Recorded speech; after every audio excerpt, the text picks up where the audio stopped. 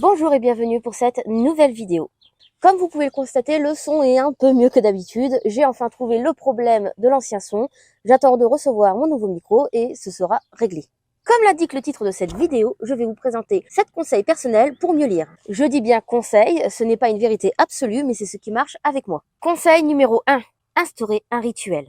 Il faut essayer de rendre un moment de la journée ou de la semaine automatique pour lire. C'est une façon de s'habituer. C'est un peu comme on ferait avec le sport. On instaure des séances ponctuelles et c'est ainsi qu'on arrive à mieux se lancer. Pour ma part, j'ai eu une période où j'avais régulièrement des rendez-vous et j'avais décidé que chaque fois que j'étais dans une salle d'attente, je lirais.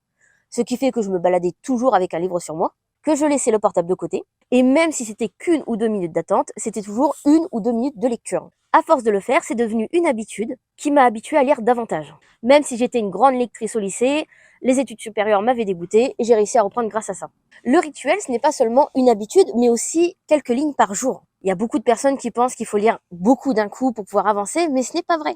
On pense souvent qu'il est important d'avancer vite, mais en fait, ce qui compte, c'est avancer tout court. Vous n'avez lu qu'une ligne? C'est pas grave, vous avez lu quand même. Conseil numéro 2. Il faut écouter son humeur. Même en cas de rituel, il faut savoir s'écouter et ne pas imposer trop brusquement. Le rituel est là pour aider, pas pour dégoûter. Si vraiment vous ne vous sentez pas de lire, ne le faites pas. Sinon, vous risquez d'associer malgré vous la lecture à quelque chose de désagréable.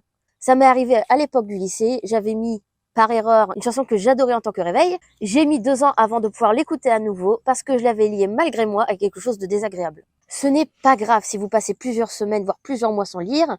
Le but, c'est pas de le rendre désagréable. Le but, c'est de profiter et ne pas culpabiliser. Peut-être lirez-vous en une semaine ce que vous n'avez pas lu en plusieurs mois. Encore une fois, ça m'est arrivé. J'avais mis beaucoup de temps à finir le château de Hurle et j'ai lu en 2 heures Elle et son chat.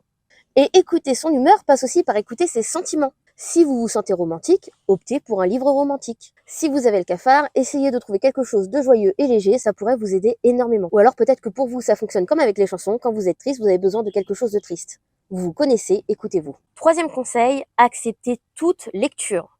Je dis bien lecture et non livre, pour une bonne raison. Dans la tête des gens, un livre, c'est du Molière, c'est de la littérature classique, alors que ce n'est pas vrai. La lecture est bien plus diverse que ça. Elle se trouve dans les bandes dessinées, les mangas, les magazines et même certains jeux vidéo comme les visual novels. En fait, c'est simple. À partir du moment que vous lisez, c'est de la lecture. N'écoutez surtout pas les puristes. Lire 2 mangas par mois, c'est beaucoup mieux que de ne pas lire du tout. Par ailleurs, même les fanfictions sont de la lecture. Il n'y a pas besoin que ce soit fait par un professionnel. Je pense que vous avez plus ou moins saisi l'idée. Il y a une ligne, alors vous lisez.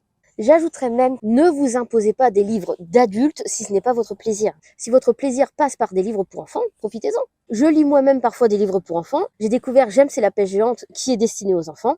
Et j'ai redonné le goût de la lecture à ma mère avec un livre pour enfants. Leurs histoires sont très souvent plus légères que pour les adultes et ça peut mieux passer. C'est la même chose si vous préférez les formats courts. Vous êtes seul maître et maîtresse de vos goûts. Quatrième conseil, ne pas forcer.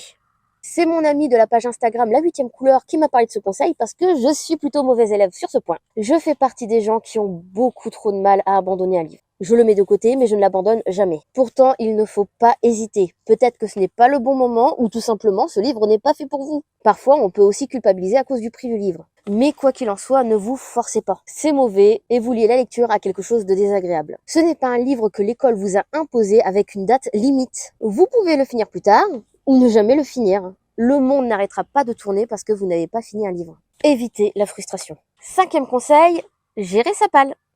Il est très important de se connaître et de connaître ses goûts sur ce point. Pour certaines personnes, avoir une palle trop grande risque de décourager, tandis que pour d'autres, justement, ne pas en avoir une assez grande risque de donner du relâchement. Il faut essayer de comprendre ce qui va vous motiver davantage. Par ailleurs, ne pas avoir un livre dans sa palle, ça ne veut pas dire que vous le lirez jamais.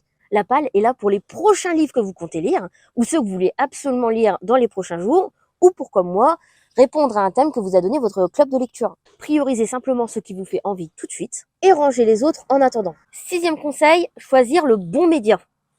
Les puristes vous diront que rien ne vaut le format papier. Ce n'est pas totalement vrai. Même si les écrans ne sont pas les meilleurs alliés de vos yeux, il existe pour commencer des écrans anti-lumière bleue et même des applications. Et ensuite, il faut vraiment choisir ce qui vous correspond le mieux, que ce soit au niveau du goût ou du pratique. Pour ma part, j'ai tendance à préférer les mangas et les livres en format papier, mais je suis une addicte des webcomics que je trouve principalement sur Internet. Pour d'autres personnes, comme mon amie Pauline, il sera plus simple d'avoir une Kindle parce que vous ne savez jamais quand vous aurez fini votre livre et quand vous voudrez en commencer un autre. La Kindle est un format pratique que vous pouvez emporter n'importe où. J'ai un grand sac qui me permet de prendre des grands livres, mais ce n'est pas le cas de tout le monde. Septième et dernier conseil de cette vidéo, optimisez votre confort. Ça peut paraître bête et basique, mais la façon dont on est installé ainsi que l'endroit peut énormément changer notre capacité à lire. Essayez plusieurs endroits et plusieurs positions pour voir ce qui vous rend le plus confortable. Peut-être serez-vous comme moi et vous préférerez vous installer dans la nature ou bien sur un banc dans un parc. Ou alors vous allez préférer le confort de votre lit dans votre chambre. Pour certaines personnes, la musique classique ou d'autres musiques peuvent également énormément aider. Il y a beaucoup de playlists Lofi sur YouTube si jamais vous cherchez. Mais d'autres préféreront le silence complet. D'ailleurs, ça peut changer régulièrement. Ça revient un peu au conseil numéro 2. Il faut écouter votre humeur et vos envies. Le confort peut varier selon ces derniers. Je vous remercie d'avoir regardé cette vidéo. N'hésitez pas à donner vous-même vos conseils qui vous ont aidé à lire davantage. N'oubliez pas de vous abonner et de mettre un petit like, ça fait toujours plaisir. Je vous dis à très bientôt et je vous souhaite une très bonne lecture. Bisous mes piou-piou.